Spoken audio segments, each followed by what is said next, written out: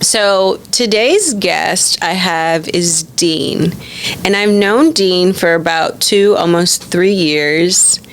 Soul brother. This man is a father, entrepreneur, business owner, the coolest ambassador a brand could have. Like, Dean, the first question I want to ask you is, what discomfort led you to be this dope person? First of all, that intro, I really appreciate it. Thank you so much, Jazz. Yes, Jazz is right. We've known each other for going on probably 2-3 years. What's always funny is when you were kids and like I have all these childhood friends that I don't keep in touch with anymore, like that I'll randomly run into, right? Like I was at a volleyball tournament of all places, and I ran into literally a girl from my high school. I can't say her name, but anyway, like I had a huge crush on her back in the day, not now, but like, but I remember her in high school. She was a year younger than us. Her brother was dating like one of my best friends, all this stuff. And like, in high school, you have to know somebody for a long time to make like a normal connection and to be like, hey, I've known you for 15 years and our conversation lasts maybe 3 minutes. Yeah. I think when you mature as an adult, though, and you really kind of line and hone into like what you're all about and the people you want, it doesn't take long to be like instant friends. At all. It's and that's kind of what happened. Souls come in the room and you're like, I see you. I remember when we did our ambassador thing for Lulu and we were all together in that house and then we were all hanging out talking. I think I took a picture of you and Gabe at the sweaty, we had a workout at Paige's studio or something. Took a picture of y'all, and then we just kind of started hanging out. Yeah. And then you started getting me on a lot of the, the live conversations. We've had so many phone calls. This is literally one of our phone calls we're about to have, but we finally, recording it. So super exciting. You guys are welcome. We're finally recording our conversations. Is so fun. Like, it's so cool because half the time I'll say stuff and I'll completely forget. Yeah. I'm like literally like I'm Will Ferrell in that movie Old School. Like, wait, I blocked out what just happened. He's doing the debate thing. But what's funny is like getting to this point even, I was thinking about this driving in the car and I was kind of like thinking about what we would be talking about. And I feel like everyone's life should be such a culmination of memories and experiences and skill sets and the goods, the bads, the uglies, right? They should all be things that you carry with you. I know we always talk about don't carry your baggage. But I think about baggage as like, that might be things that are weighing us down. But I love to carry like a quiver of arrows that I have collected over the years that are like different, weapons in my arsenal, so to speak. Like the Avenger Hawkeye. He's got a different arrow for like everything. He's got an exploding arrow, like the grappling hook arrow. He's got like the inflatable like Jello of one like I saw on his show. I was like, what in this? So like it's just cool to know that like I think for us as we get old, I love getting older. As I get older, I'm collecting more of these arrows in my quiver so I can be a more complete person, and so I didn't grow up. I wasn't born in this country. I grew up in China. I came here when I was 6, and so I think just by nature of being, I felt very international for a very long time. I imagine now, like, what would have been like if you and I are like at our age, well, maybe a little younger. For me, my parents were 30. My dad was 30 when he moved here. What would it have been like if we had been 30, 35-year-old Americans plucked from here and taken somewhere that the culture is completely different, the language is complete, like everything is different. Even at that time period, the way people perceived you was different. Like relationships internationally had just started opening up in the 80s, with China and the US. And so like, could you even imagine? I mean, I think we as Americans don't have that context in that like, we go anywhere and people are like, you're Americans, like, and we're like, see it.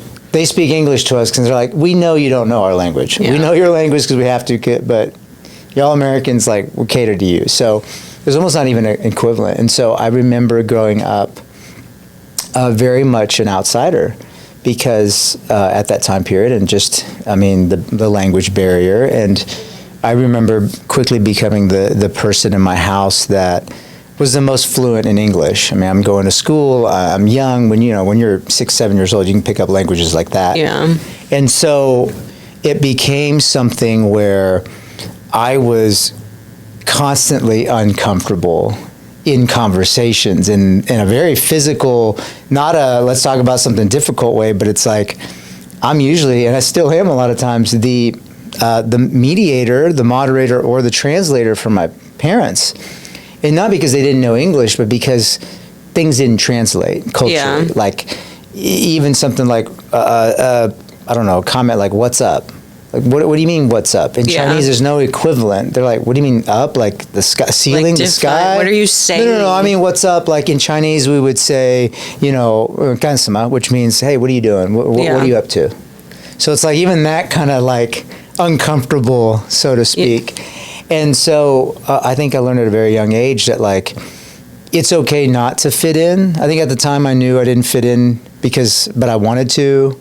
Like I wore like blue contacts for a while. Like it's crazy. It's like so really it's ridiculous. Ridiculous. He said, okay. But now understanding that like that was in that moment a lot of arrows in my quiver that I could use later in life because. Something as simple as being able to communicate to someone that feels like an outsider or marginalized.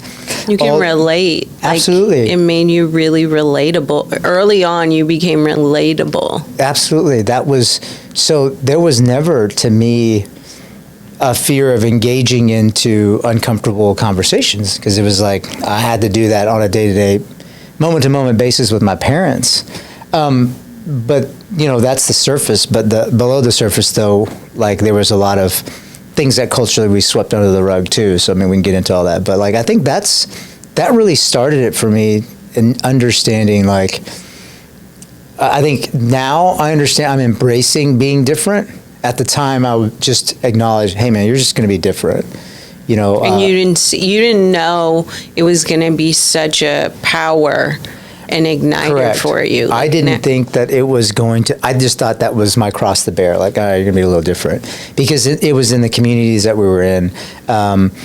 When we first came to this country, we lived in college towns. My dad taught school and he did grad school. And so we lived in Washington State for a while at Washington State University. And then we lived in Texas A&M for a long time in College Station. So he taught school there. And so the two polarizing communities were, on the weekends, my parents would send me to Chinese school, so I would like keep up with the language. Yeah. Okay, so those are all my like Chinese friends who were not into sports, were not into the things I was into. They were just into academics and all that. So I had to kind of play that world a little bit, like get into math competitions, play a violin with, okay, cool, we're hanging, we're vibing, okay, cool. Then on the other side, I made a lot of friends that were probably not ones that my Chinese friends would hang out with and vice versa. And so I was always felt like I was caught in the middle a lot. You were juggling two worlds. Yeah. Like at a very young age, you're literally like, this is this world, this is this world. They're separate. I'm the only thing that's going between them. 100%. And maybe my family, my parents because they're dropping me off here and they're dropping me off there. Even between them. Yeah. Knowing the differences of like how both my parents were. They were very different. My mom still is. I mean, they're both retired now, thank God. But she was a very hard worker, worked with her hands, salt of the earth type of woman. My dad is a very intelligent, academic, very almost prideful with his intelligence. And I mean, rightfully so. He got to this country with like literally 2 nickels in his pocket and he had to like literally figure it out. So, yeah. I mean, kudos to him, but I think that fortified him in a certain ego about his intellectual capacity. And so they were very different too, even approaching a situation where something as simple as, hey, what are we going to do about, how do we want our kids to grow up? What kind of activities do we want them to be involved in? My mom was very much on this side of, I'd love them to be more well-rounded, be creative, read, explore. My dad's like, no, school. Like, that comes second. Like, you can explore your creative mind once you have accomplished these things, got these degrees, et cetera, et cetera. And so even that was like those conversations we'd have around the table about, like, what are we going to do with Dean when he gets older? It was like, wait, I'm here. Do I have a say here? Like, no. Yeah. And so, 100%. I think it was always this kind of juggling, which again, early in my life, and even a lot of times now, juggling other situations, I don't necessarily. You feel the tension, but I'm starting to really like the tension. Lean into it more. Yeah, absolutely. Like, it's almost a sign. Like, when you feel that tension, that's where you go. Yeah. It's like, okay. And I think at the time, not knowing what it was, now knowing, and I always called, I use this term orthopraxy instead of orthodoxy. It was like I was doing things that was within this like pretty straightforward like spiritual code, but I didn't know what it was. I couldn't put a label on it until later in my life and my encounters with God and my walk in Christianity. Then it made sense. It was like, oh, that was orthodoxy, but I was looking at it by orthopraxy. Like, that was God moving in my life before I even acknowledged that he was helping move in my life. And you're like, oh, totally makes sense why you would put me in these situations. And now you have this situation for me that I can even pull back from, like, you 20, start 30, to see it's all really equipping, like you said, really equipping you for where you are. Like, a lot of moments I have right now, I always am like, I could be reactive or I could be proactive. I don't want to be back against the wall, always like, go, go, go. Like, how can I really thrive versus be surviving all the time? And that means, let me take a step back.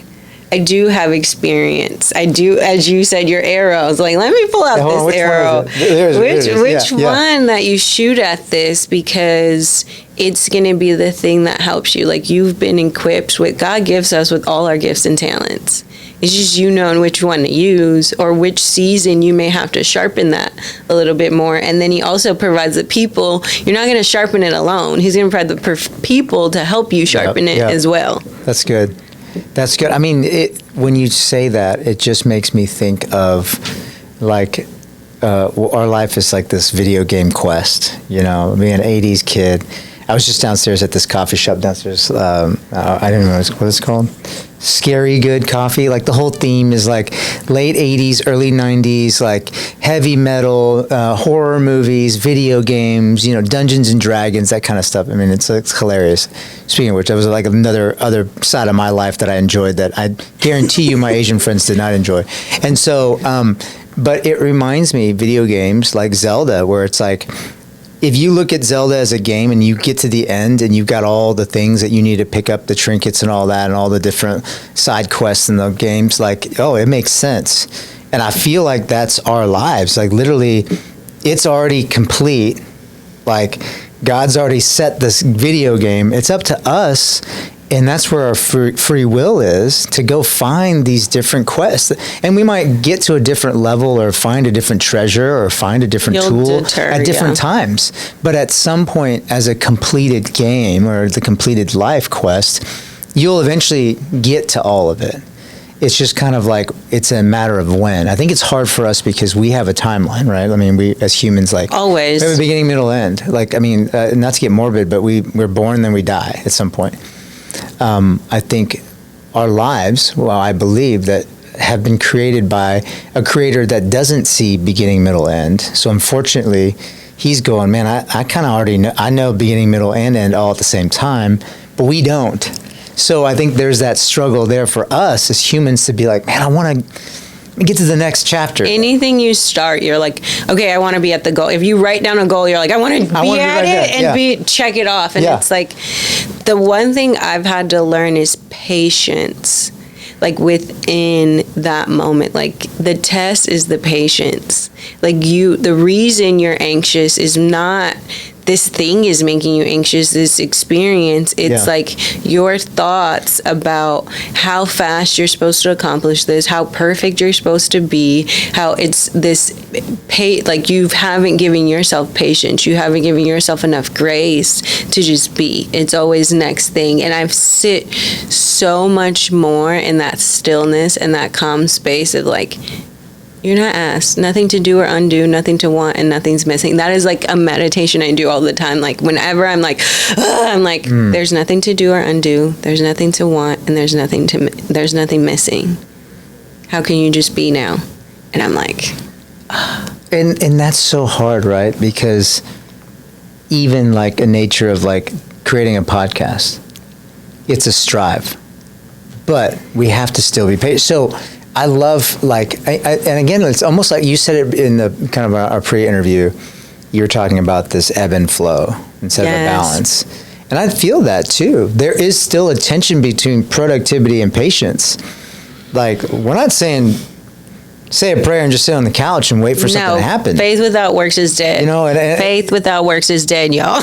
And I don't want to get, and I'm the least like biblically like knowledgeable person, and I'm going to get into this. Somebody's going to call me out and go, "That was a wrong verse." It's like that was the wrong book. And like, oh, sorry, man. Like I'm just, you got the point. Yeah. Like, I always tell people like English and Christianity are my second language, so like just chill out.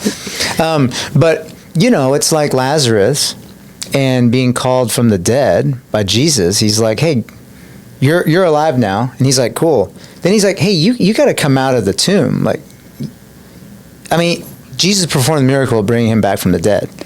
But he's like, now you got to do the work. You got to take your grave clothes off. Can't be walking around with this stuff on. Get out of the tomb. Could you imagine him walking around with his old grave clothes on, mummified? Like, people are like, are you still dead? What's the deal here? Like, what are you doing? And I think a lot of us do that. We walk around still. We got the miracle, so to speak, or we got the thing that we wanted so bad, but we still got the old mindset, dead clothes on, right? Everything, like everything has to level up to where you are. We still got to do the work. Yeah, it's great. You got a new job, but you have a perpetual tendency to be late. That's going to be with you forever. So you got to do the work. It's not the new job's not going to make you now more on time, or more respectful of others' time. It's who do you got to change. Who do you have to become in order for this version of yourself to emerge? And it's like, I want the new job. So what version of me do I have to let go of for me to meet this new job? Do I have to be more disciplined? What do I have to be more disciplined about? If I'm always late, how am I less late? Or you stop being late. You're actually early. How do I start becoming the person who shows up 15 minutes early versus late? Because it just is this entire switch. And that's something I always say. When I set a goal, I always say, who do I have to become to reach this goal? Because there's goals I've gotten, and then my mindset wasn't there. And it's like when people think of manifestation, and that is something that's hard for me to hear when people are like, I manifested it. I'm like, bro, like the work that comes with manifestation, it's like, I don't even know if that's the word for me anymore, because I'm like, you were very intentional and I set the goal. Mm-hmm. What does this goal look like? I can break it down, clear, get concise, and get consistent every single time. And then I see like, okay, this Jazz for this has to like get really clear on her principles and priorities, and that may mean it's not even the thing; it's your characteristics. Like you bring that character in from the video game. Like now my character needs this tool, or now my character like I can change what my character wears and stuff, and it's all of this like all-encompassing thing. So in manifest, it's so funny. You're right. There's so many terms out there people use. Manifest, the universe, vibes. Okay, all right. Whatever colloquialism we're using now. I think about manifest as like a flight manifest. A flight manifest is who's on the plane. It's a list. So to me, when people are talking about manifesting, I'm always thinking, Well, there's a list of things that has to happen. The work. In order for us to take off. Because if you're ever on a flight on a plane and not everybody that checked in is accounted for on the plane, we can't leave. Yeah. You'll hear them a lot of times, we gotta hurry up because, like everybody's checked in, but make sure you take your seats. They have to make sure for everybody's safety and liability that there's whoever's order, supposed to be on structure. the plane exactly is on the plane. So for me, a manifest is like, well, whatever has to happen before we even get off the runway. So if I want this project to take off, if I want my family to do better, if I want my relationship with my wife to be better, if I want my relationship with my business partner, whatever it is, I got to look at the list of things that I got to check off to make sure it's there. And then we can take off. And then I still don't know what's going to happen in the air, but just to get started, I got to get that list down. And so, yeah, I think, when you get, I think what's interesting about getting to this point in my life of being able to juggle a lot of things is literally that concept of, okay, are you aware of, number one, are you aware of this new thing you're getting? Like, so there's a awareness. I think awareness brings a lot of gratefulness because then you can say, okay, I'm afforded this new opportunity for whatever reason you would like to deem it. Oftentimes I think it's a mix of hard work with divine intervention, with maybe a little bit of chance. I don't know. Like there's just something, there's like a big mixed grab of, okay, why are we here? Yeah. When you stop explaining why you're here, now you're saying, what am I going to do with this now? And I think a lot of it is, and in my life, I've been presented with a lot of opportunities that I've had to make some decisions that were based on, okay, this is a different thing, but it's literally the exact same thing you were just in. It's like a relationship. Like you might be dating a new person, but it's like, wait, hold on. This is the exact, you're the same person though. How are you going to change to make this relationship better, right? Versus how is that other person going to change to accommodate my needs?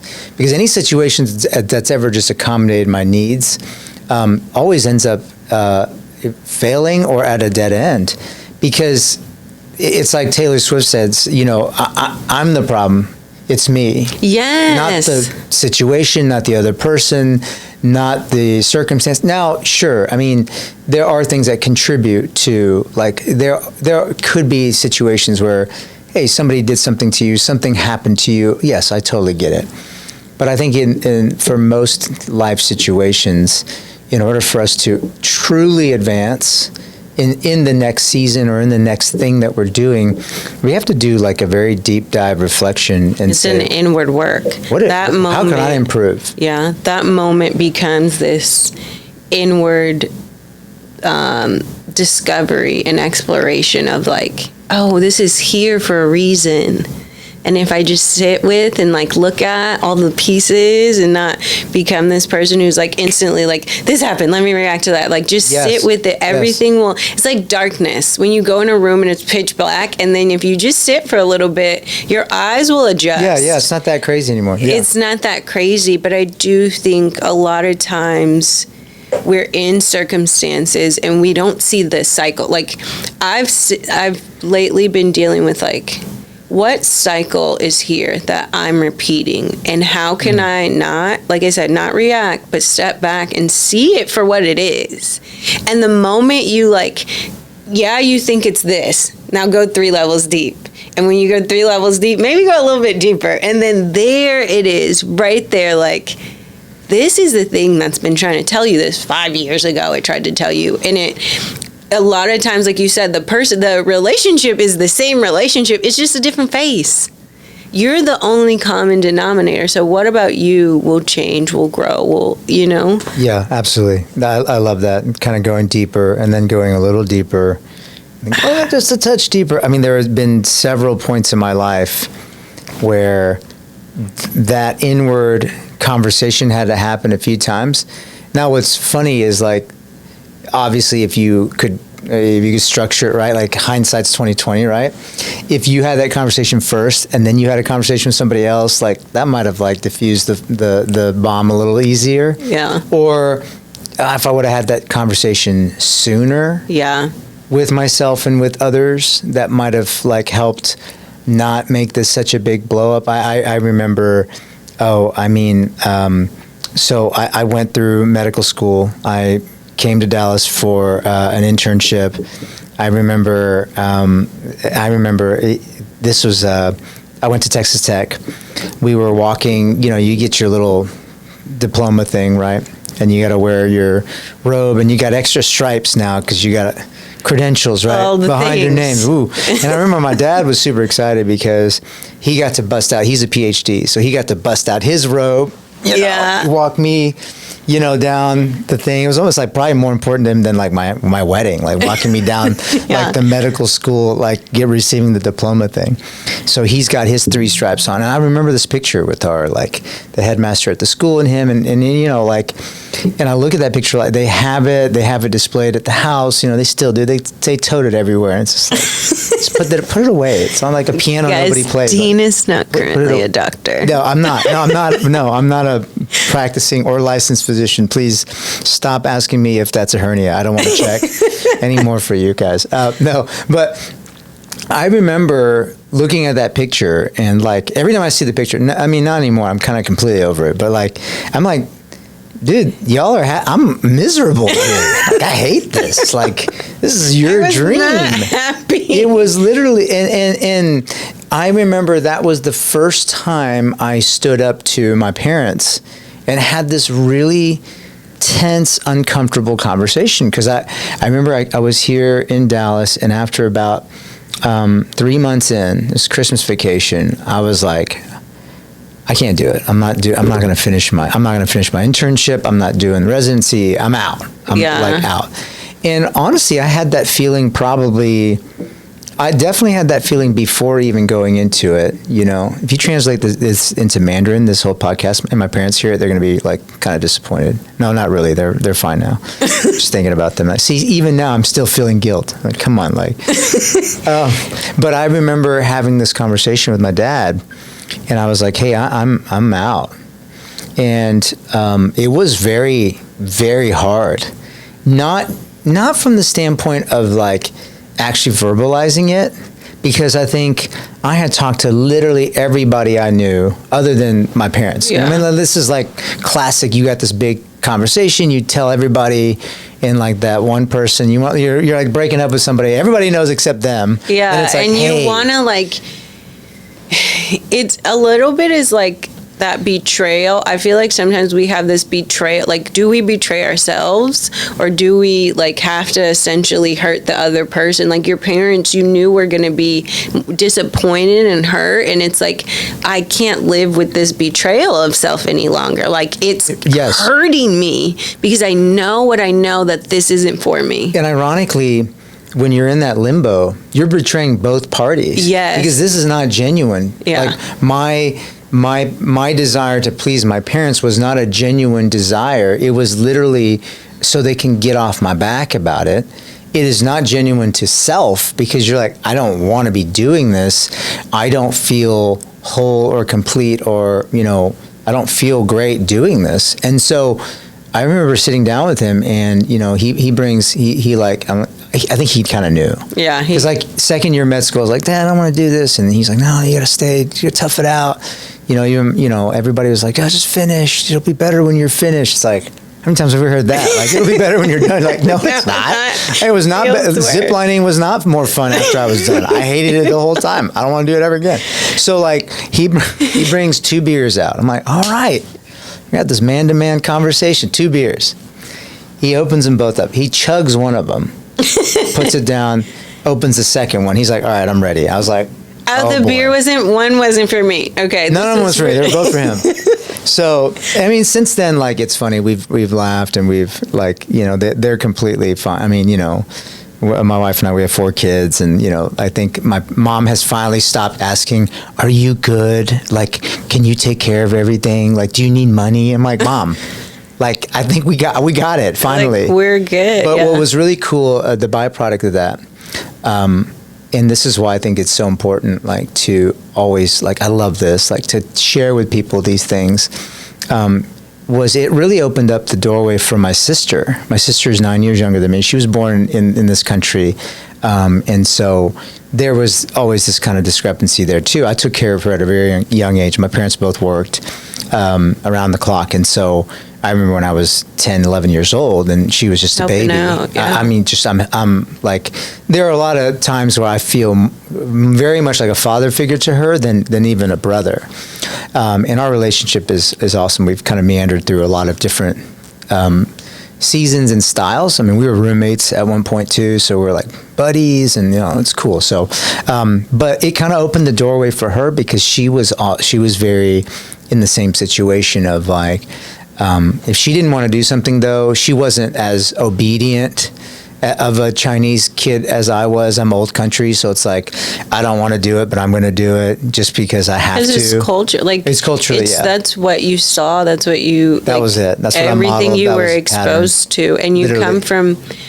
I think we forget, like, this generation, we're coming from a generation of my mom still works all the time. Like, when I tell you, people are like, you don't have to work so much, but I'm like, she's used to that. Yeah, that's kind of gives them purpose. Yeah, right? And then, like, if you tell them to sit, like, do nothing, even on my mom's off days, she's out doing stuff that I'm like, this is exhausting. This is exhausting. But she's like, but if I don't do this, I really do think, like that's how my parents are too. They recently retired, and my dad is just busybody everywhere. My mom's like, I hate this. She's like, I don't know what to do. I want to do something. I'm sitting around. I sleep till 10.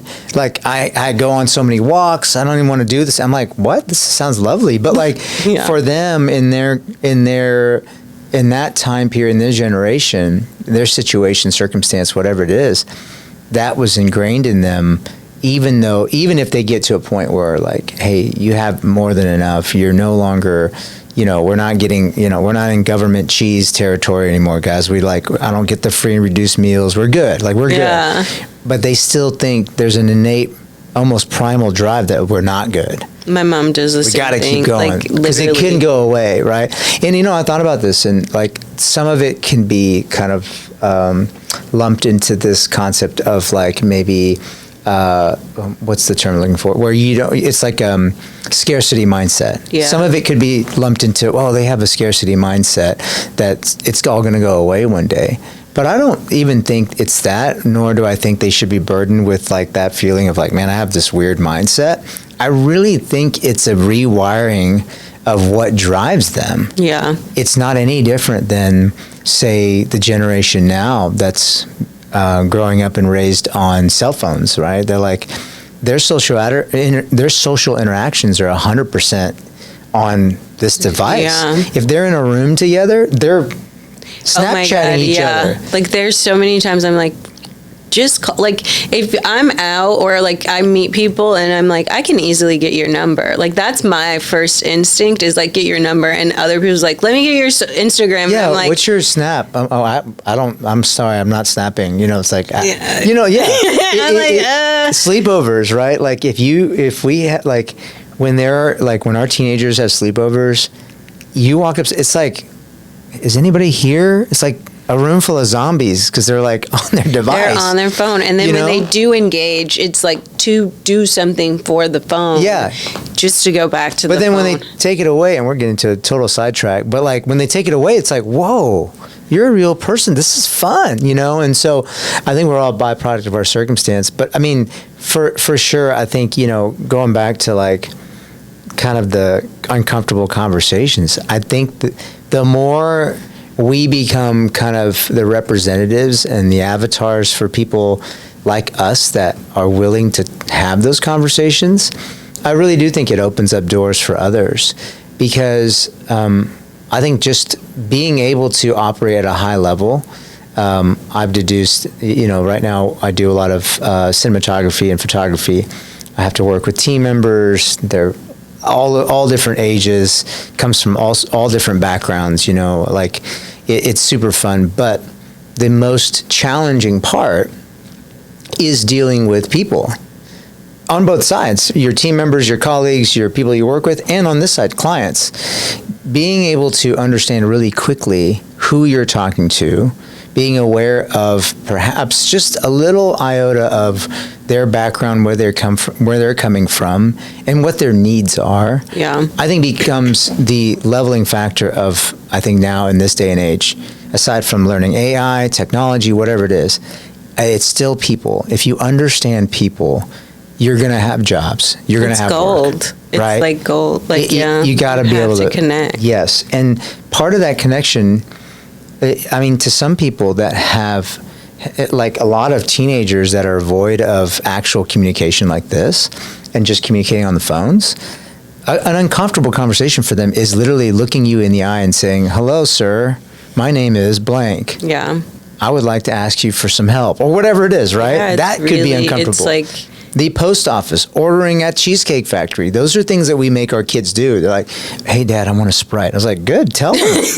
Tell me. What do you need to do? I'm going to get up and get you a Sprite now." And they're like, "Excuse me, I would like a Sprite." Yes. And, you know, I know that's like a very rudimentary thing, but like that was very uncomfortable for them. Yeah, for an 8-year-old, a 10-year-old, like that's uncomfortable to look an adult in the eye and say, "Hey, I want something." Because in any conversation, there is a proclamation of what you want, right? Maybe it's just a conversation of, "Hey, how's the weather?" Small talk. There's still a proclamation there of saying, "I want to connect with you. Yeah. I would like to see if you're a real human being. Like, I would like to show you some niceness, some humanity." But it's also you hearing your voice. Like, you need to hear your voice. You can type it all day long, but if you can't stand in it and like really, you know, create those muscles of this is who I am, it does start to say, this is who I am, and I know who I am, and I love who I am. Absolutely. You can write that, but can you say it? It's way different. Yeah. It's way different. You know, Jerry Maguire can type that manifest, but when he gets in that room and he tells everybody who's with me, it's like, that's scary. And I was speaking of voice. Do you, because you're doing these podcasts, do you ever listen to your voice and go, who is that? Like every time I hear my voice on an answering machine or my own voicemail, like the rare time I ever call my own phone, and it's my voice, I'm like, who is that? That's not me. Actually like my voice, but it took time. You're in the minority. That's seriously. But people tell me how much like I have a nice voice. But years ago, like I was living in Chicago working for this company. The really rude guys. Like, this is one of those jobs you don't put on the resume because it was a little side thing that you were getting through a situation, and they, like, my boss comes in, horrible men, like, worked for these two guys, they were horrible. And he comes in and he says, one of our clients called and said the person who answered the phone sounds like they're high. And I was like, I was the only person here. What do you mean they sound high? Like, and I'm very like chill, very monotone. Yeah. And I was like, I was so offended. And for a while, I would be like, man, I probably sound horrible. I sound monotone. Yeah, but then like, God just started sending me people who were like, oh my God, I love your voice. You're so calm. You're so this. And it just became this flux of that I just started to feel myself and be like, I like my voice. That's like, cool. I mean, not dude, cool that you I don't sound high. Like, I wasn't high. And even if you were, like, you know, bro. better than drunk. No. But, yeah, that's like, you know, I kind of want to ask who you were working with, but I don't know. It was, listen, they were cruel. Like, when I tell you, I had moved back to Chicago from Florida. I had taken a job in Florida to get, like, I have a background in real estate, and so I wanted to transition from a certain sector within the real estate industry. Mm-hmm. And Chicago was a hard market to do that. And so when I came back, I didn't have a job. And it was more so like one of those under the table, like, situations. You're trying to pay rent. Yeah. And these, like, when I tell you these guys were horrible, like, they told me I'm not allowed to show up to work in pants. Like, I was supposed to wear dresses. I never wore a dress. I always had a pair of pants on at work. Sir, who are you to tell a woman that? Like, that's the kind of people. And I was there for like 2 months. Like I said, it was like a transition. Wait, you gotta, Yeah, I'll never put it on my resume or anything. They were shitty people. Very manipulative. Like, I learned a lot about, like, when you think about, like, I have my own company now as well, but Excuse me. you learn a lot about, like, what you needed to see of who not to become. Yeah. Oh, yeah. Because you can easily, and they were very, like, flashy and, like, Sure. Like, charismatic to a degree where you're like, this is cool. And then you get in and you're like, you think it's a real job. And then I got there, the woman who it was a real interview and everything. And I'm like, oh, corporate jobs coming in. And I was like, this is not, what did I do? I remember the job that I got right after that, because every day I would get to the office and they would get there almost 11 o'clock. And every day I would spend an hour looking for jobs because the work wasn't hard. Yeah. And I remember one day I asked God, like, I was like, am I worth the jobs I'm applying for? Because you have me in this horrible situation.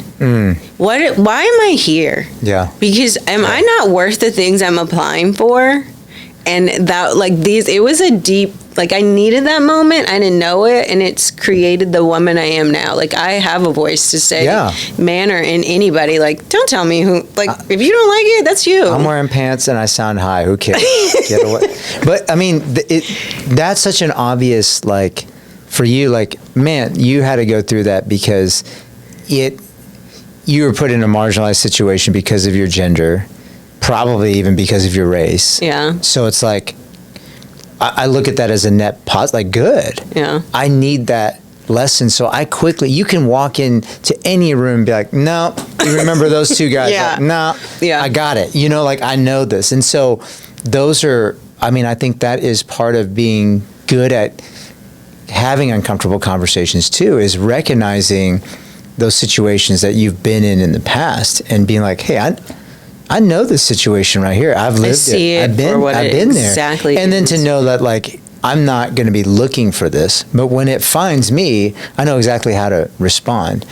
You know, and so I think that is. I mean, you know, stories like that. I hear a lot of those where everybody has kind of like that, like, really poo-poo, like, you know, I had to go through that mess, and I always wonder if, you know, if you knew what you knew now and you went back, would you want to change it? Or is it you had to go through that so it made you who you are now?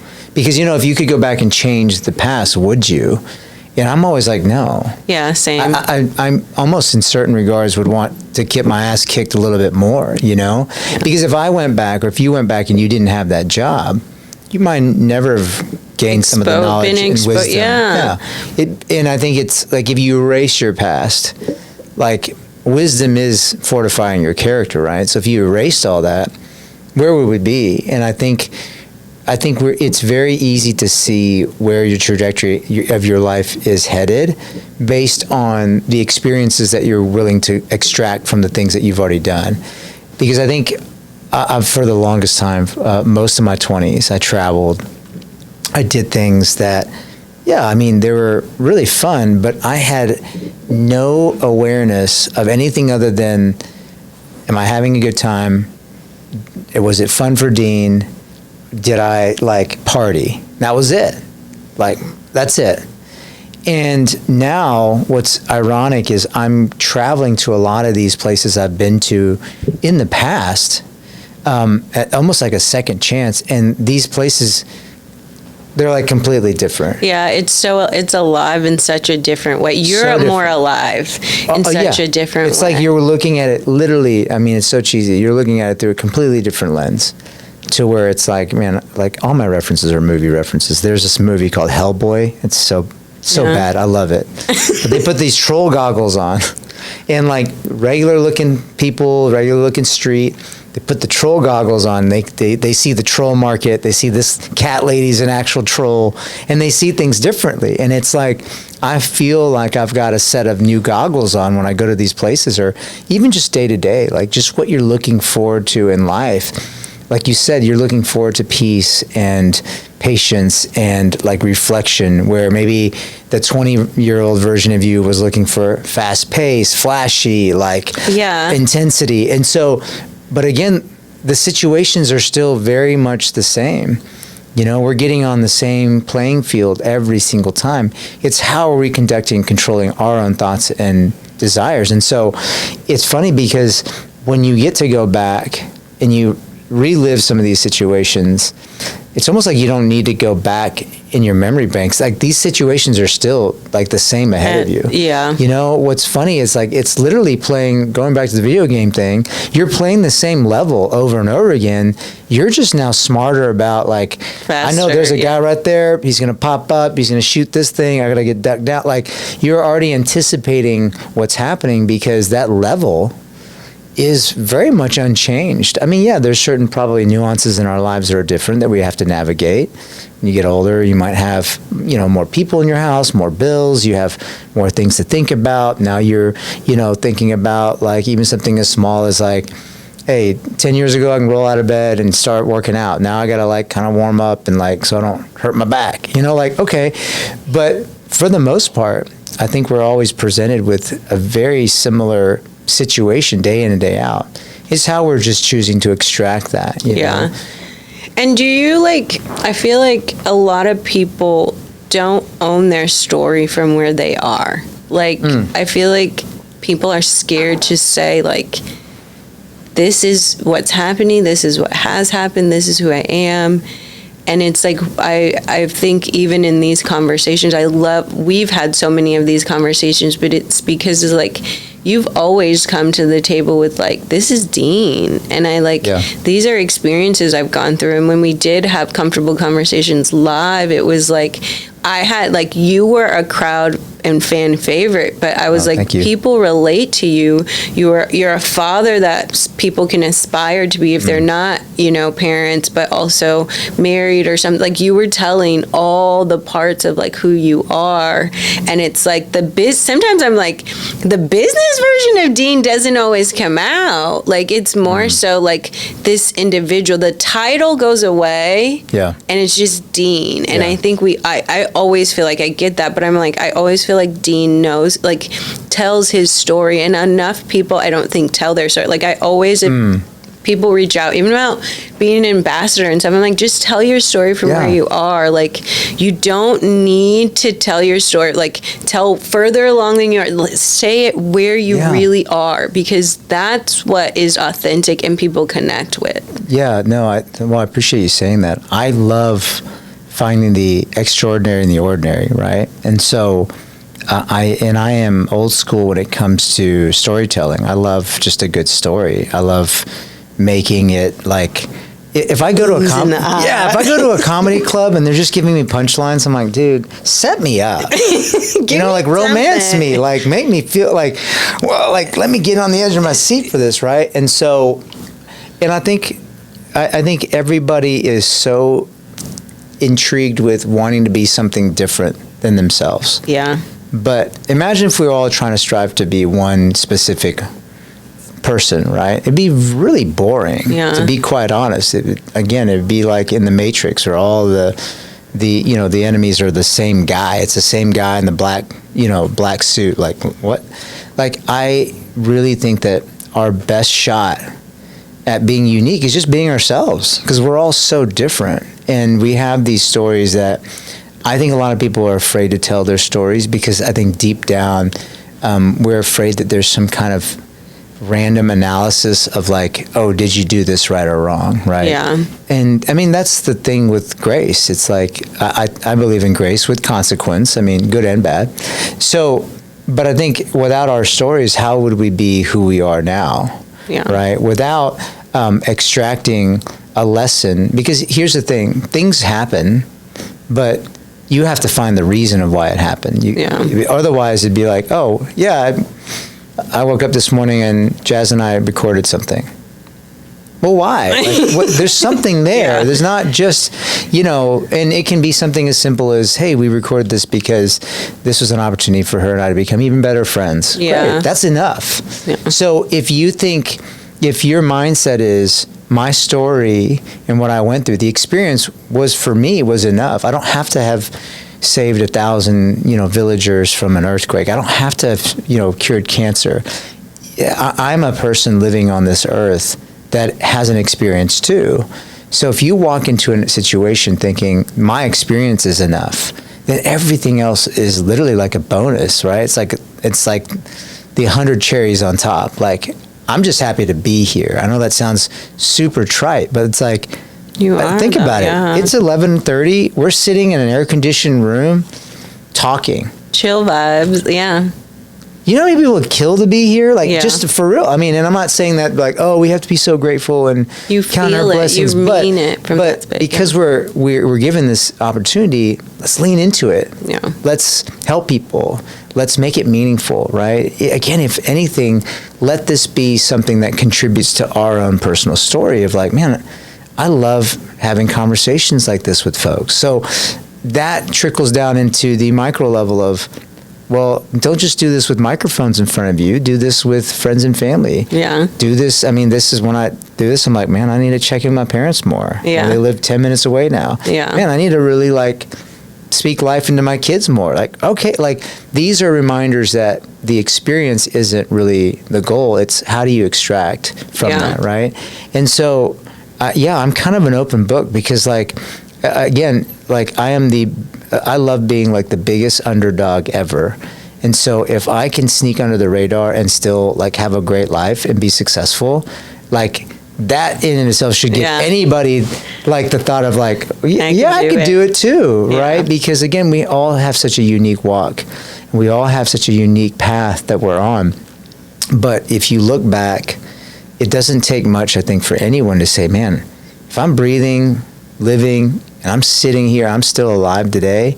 Man, it took a lot for me to get here. I can be really proud of that. And you deserve to tell that story. Absolutely. Like, you really, truly deserve to tell that story. So the last question I have for you is, when you were going through something that was really challenging and you didn't know if you were going to get through it, what do you wish you could have known? Like, that whisper that was like, this is the thing you need to know to get you through this, because that might be what someone needs to hear now. So what was the like toughest thing that you're like, oh, once I got through that, I was like, oh. That's so good. I think it was this morning getting up to work out. I did not want to do it. I want to go right back to bed. But my lesson there is wear your workout clothes to bed. I wear my workout clothes the night before to bed. So when I wake up, I can just roll out. I have no excuse. No, this is a great question because I think it's a little different each time, but I think at the heart of it, I love being prepared, not because I want to already predict the future and know what the situation is, but I want to be prepared in a way that I want to be really, really good at what I'm doing. So if something comes up, I have options. And it doesn't always have to be plan A. If you're prepared, you can get down to plan B, C, D, E, F, whatever it is. Yeah. And being prepared isn't really even this obsessive, like, control. No. Yeah. It is a daily, the Japanese do this thing. They fetch water and chop wood. That every day. At a monotony, they're just the same thing every single day. And I think that is like probably the one thing that I would give myself a little bit of credit for is kind of that discipline to be prepared every single day. Anything that I do, I want to know that it's going to apply to me being more prepared for whatever it is, right? So if it's like running, okay, I'm not running only for my physical health or running because I need to lose some kind of weight or whatever, or prepare for a race. I'm running because most of the time I'm doing something that my body's saying, I don't want to do this anymore. But I'm going to override that. Yeah. How many times in our lives are we going to have to override, right? Something as simple as like, I really don't want to, call my parents up. Well, go do it. Yeah. But if you're prepared for that, it's no problem. I know what this feels like. It's not going to be the end of the world. We're gonna be fine. Let's do it. Down to, I think, professionally, if you are in a trade where there's skills involved, to constantly be practicing that skill. To I take a camera with me everywhere, not because I do You're it. just a photographer. 99% of the stuff I don't ever even post. I don't even. I remember starting photography with my wife's. My wife is actually the real. I'm just like literally her apprentice here. Honestly, she's been photographing for a long time. She gave me an old camera, and like the memory card slot didn't even work. This old Nikon like D700. So I would take a picture, and it would say, it would flash no memory card. So the only picture I would ever see on this camera would be that 10-second preview of the image, and then it goes away. So if I really like that photo, I'd have to like take a screenshot with my phone of the back of this old camera. So like, again, it was like the camera is irrelevant. Like I know that in my line of work, if I can just constantly be prepared, so in some moment they're like, oh, can you grab that shot real quick? Okay, got it. I don't have to think, Yeah. And again, back to that biblical, like, again, my biblical babble here. But like David was like that. He was like the best shepherd ever, right? He knew like every one of his sheep, he knew. He was so prepared. He was always in the fields. If he had to defend the sheep, he could. He had to fight, large animals. He could fight them off, no problem. Yeah. So when it came for him to fight a giant, he didn't even flinch. He knew exactly what weapon to use. He wasn't like, I'm going to use a javelin, sword.